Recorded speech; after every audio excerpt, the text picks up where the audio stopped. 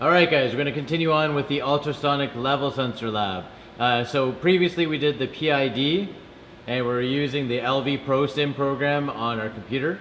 The next thing we're going to do is we're going to take that 4 to 20 milliamp current that's being created by our ultrasonic sensor and we're going to push that into our PLC, and we'll create a PLC program to match that current that we're seeing on the meter now. If I zoom in now, you can see that the value is 4 milliamps. So 4 milliamps is matching with 10 centimeters. So you might just be able to make out that there's 10 centimeters in the tank. So when I get up to 20, then I should have 8 milliamps. So what I'll do is I'll open up one of the valves and I will increase the level in the tank. And as it increases up to 20, hopefully we're deadly accurate. And at 20 we get 8 milliamps. Ooh, that's nice. Okay, so we're at 8 milliamps now. I'm gonna go up now to 30 centimeters. At 30 centimeters we should go up to 12 milliamps. That'll be 50% of our range. We're going from 10 centimeters to 50, similar to all the other labs that we've done before. And at 30 centimeters, we're getting 12 milliamps. Very nice. Okay, I'm gonna go up to 40 centimeters now. So you can see just behind the meter there that the level is increasing now. And when we get up to 40 centimeters, we should be at 16 milliamps. So we should get a nice linear output. And it's deadly accurate. Like compared to that DP cell we were using earlier, this is gorgeous. And then we're gonna go up to 50 centimeters and we should see the 20 milliamps for the top end. And all of this calibration was done on the previous lab using that ultrasonic sensor and using the software that came with it in order to calibrate it from 10 to 50 centimeters. Right, so now we're at 50 centimeters here, and our ultrasonic sensor, let me just pan up here if I can. So we're at 50 centimeters there, and if I pan up just a touch, you'll be able to see the ultrasonic sensor that's just at the top of the tank there. Beautiful. So now we're getting a nice linear output for the amount of liquid that's in the tank. And that ultrasonic sensor is tied in, again on the previous labs, we've seen that it is tied in with this box right here. So the wiring from the ultrasonic sensor comes here. We provide this guy with 24 volts DC, and it punches excuse me, it punches out 4 to 20 milliamps DC current. This connection, the RS-232, is used to calibrate that sensor. So now we have that current is going into my meter, and you can see that I'm using the 400 milliamp terminal here. It was set up so nicely, there we go. So I'm using the 400 milliamp terminal there, and that conductor is now going, or the current is going through the meter. Then from the COM, I'm going over to my PLC. So let me just pan out here. I'll do this slowly so that I don't make you sick. And so beside right here, we've got our PLC. Let me just pan up a touch here. And we've got our analog input right here. So our analog input is going into this terminal. So again, all of these terminals right here on the analog card have been brought out to separate banana jacks. So the input current is coming here, and then this negative on the common here is going back to that box for the ultrasonic sensor. Okay, what's cool is that if we take a look at, this is our next project that we're going to be working on, but if we take a look at the HMI here, let me just zoom in here just a little bit more. Sorry for the camera work. Right now we're at 20 milliamps, and you can see that the graphic there is showing us we're at the highest level. I'm going to drop the tank now. Sorry, drop her down. And you can see that the value is dropping down at 40 centimeters. I should see 16 milliamps. I have not put the decimal place in yet on my HMI, but you can see that the level is dropping, and now the value is exactly the same as what we're reading on the meter. Let me just zoom in just a touch more, right? So you can see there that I got 16.1, and on my meter I'm reading 16.1 milliamps. Again, as I drop the tank level down, we'll go down to halfway at 30 centimeters. At 30 centimeters where we're getting 12 milliamps. So just to segue into what we're doing next. So we're seeing 12 milliamps there on the HMI, and you can see that the graphic there is showing us that we're halfway full in the tank. Very cool. All right, so let me show you the program for the PLC program, and we'll show you how to look at that analog 4 to 20 milliamp signal going into our card. Okay, so let me walk you through this lab now, guys. So we're going to open up a new PLC program. We're going to use this PLC, the TWDLCAE 40DRF. We're finding that right here in our bases, right here. Right, we're in compact, and we're using the, what was that, CAE 40DRF. So this guy right here, and you're dragging and dropping it onto the screen. For the analog card, we're using the TM2 AMM6HT. So if we go down here to expansion modules, analog expansions, and then TM2 AMM6HT, we can grab this and drag it over here, and it says here that that's the one with our 4 analog inputs and 2 analog outputs. Okay, once that's there, the next thing I want you to do is set the IP for your PLC. So up in the top left-hand corner of your PLC station, you're going to notice a Lamicoid, and that tells you the IP for the computer, the PLC, the HMI, and the drive. You need to put the right IP address in here for your PLC. If you screw this up, you're going to end up sending your PLC program across the room to somebody else's station. Okay? Don't worry about putting in the slave IP address yet. That's for the next lab. And don't worry about putting in the HMI yet. Okay? But it's essential that we put in this 192.168.1 and then whatever number corresponds to your PLC. The gateway is the same number here, guys. Once that's there, you can hit OK. And we've set our Ethernet connection here. I want you to double check those. So I want you to come over here to Preference, click on this guy, and then go down. You should have a serial connection, and then this Ethernet connection should be the exact same as the number for your PLC. So my PLC that I'm connecting to on station 5 is 192.168.1.51. Don't just copy my 51. Make sure that your address is the exact same as the PLC that's in front of you. Once that is done, then you can go up and hit Apply. And we're ready to go back to Describe. And I want you to next double click on the analog card. You're going to write in here, analog input current. And this word right here, %IW1.0, write it down so that you know which word that is that you're going to use in your program. So %IW1.0. The next thing I want you to do is go over here to 4 to 20 milliamps. That's not going to come up right away. You need to choose 4 to 20 milliamps. Okay, next thing you're going to do is the scope. You're going to use not the normal, you're going to use a customized range.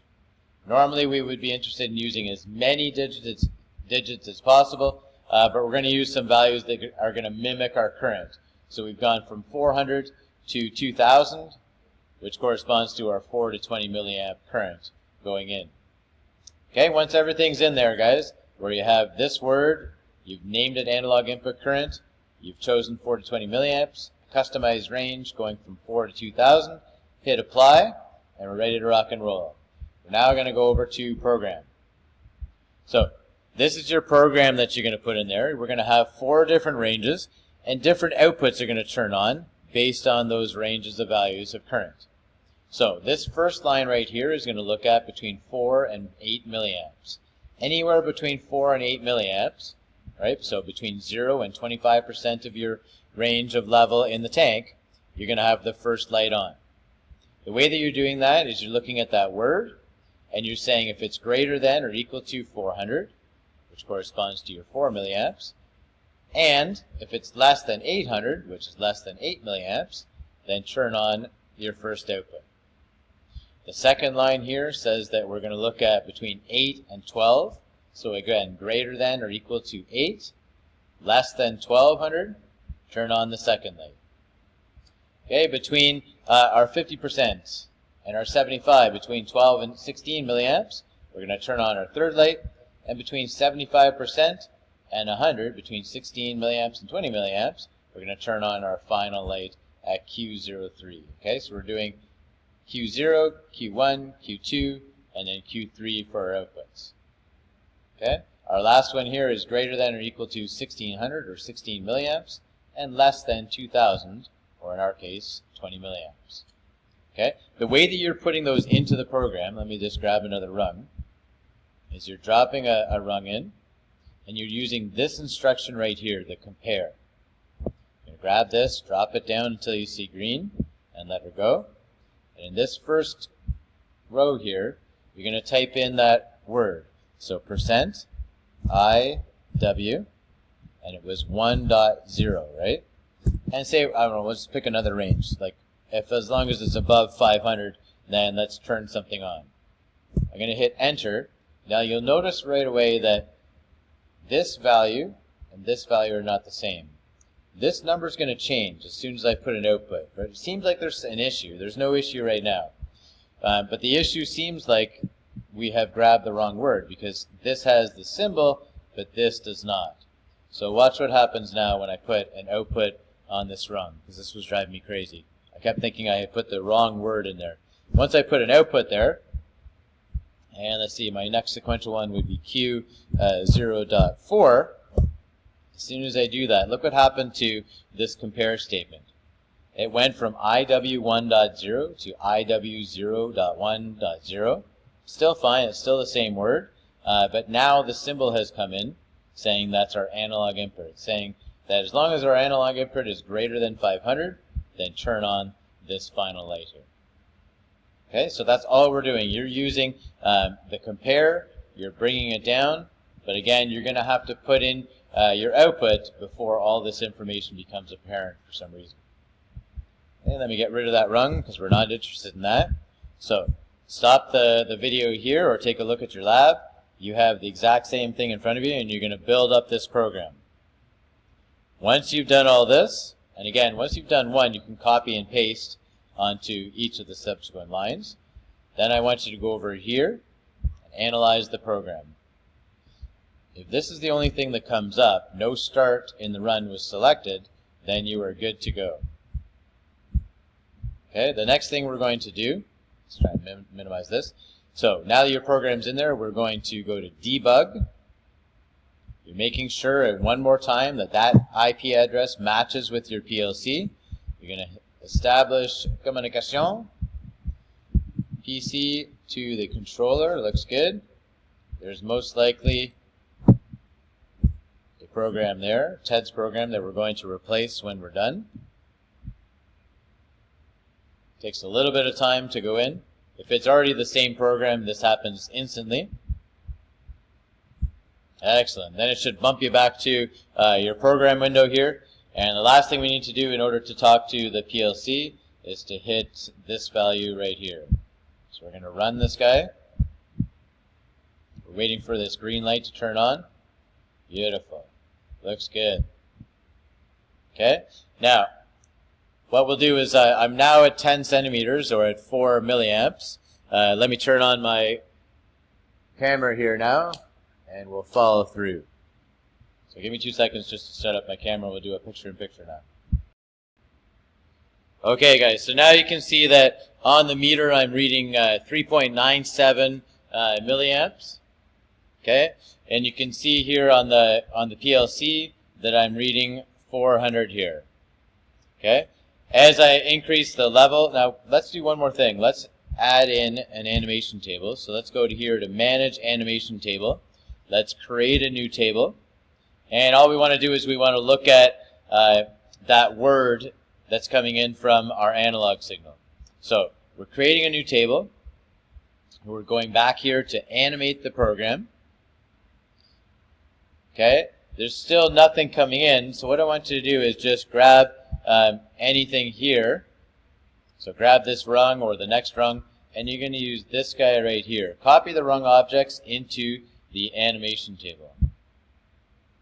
Okay, Now that brought the output there, Q0, but if I scroll up a touch, it also gave me that word.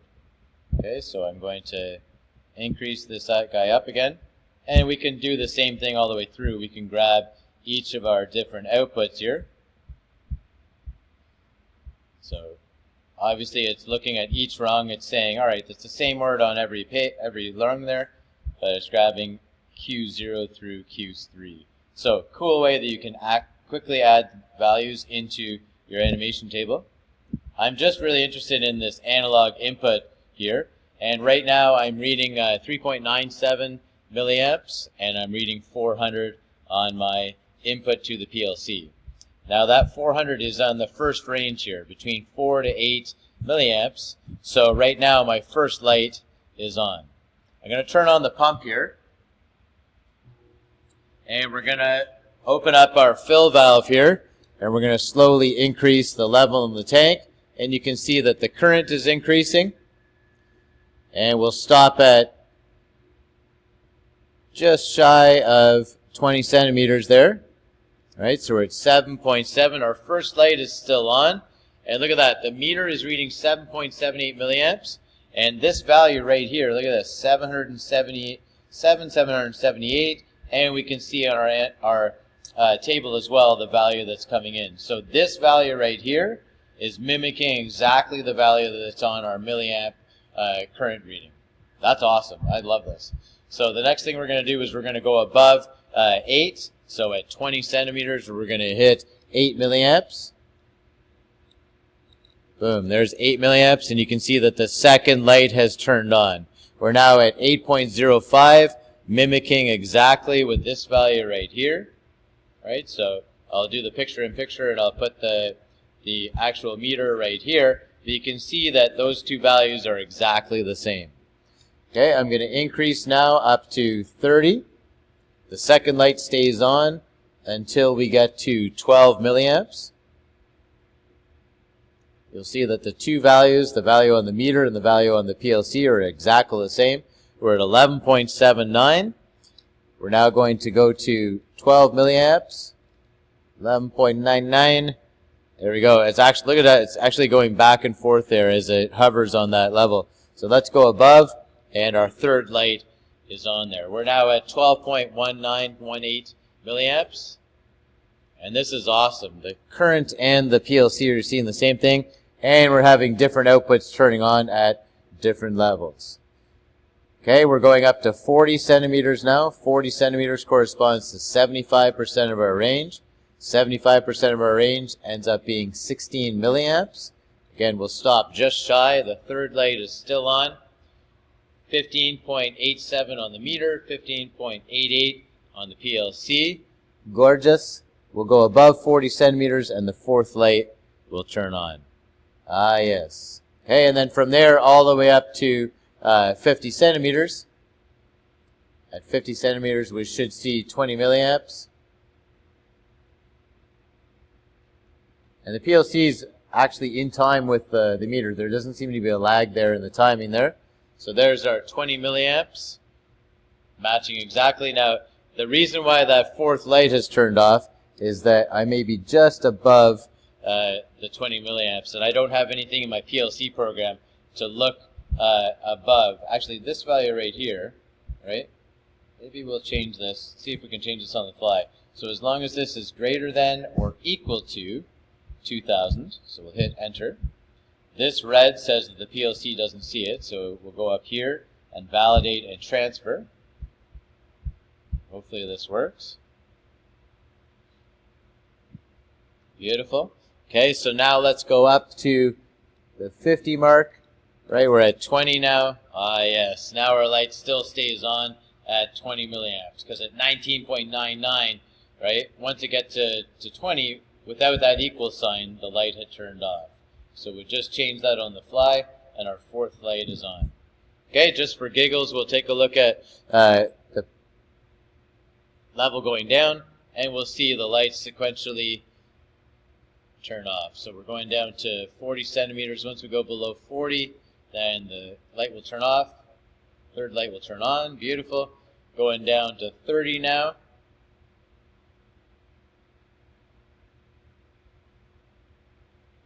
And that light will turn off. The second one will turn on. Beautiful. And then going down to 20. At 20, the second light will turn off. The first one will turn back on. Ah, yes. There we go. And from there all the way down to 4 milliamps, that first light will stay illuminated.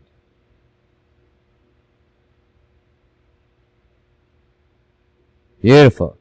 All right, guys, so that's pretty cool. What we've been able to do here is we've been able to take an analog 4 to 20 signal, put it into the PLC.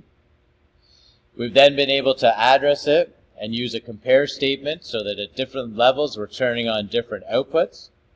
We're able to create an analog animation table here, and we could see that the value that's on the meter is exactly the same as what's on the PLC now. Awesome. Alright guys, that'll be it for this video. We'll stop it there. Next thing we'll do is we'll take this same lab, but we'll change the PLC program, and we'll start working with the HMI. So we'll keep putting the 4 to 20 milliamps into the PLC, but we'll start using the HMI to give us those graphics that we saw earlier in the video. Alright guys, nice job. We'll see you in the next video.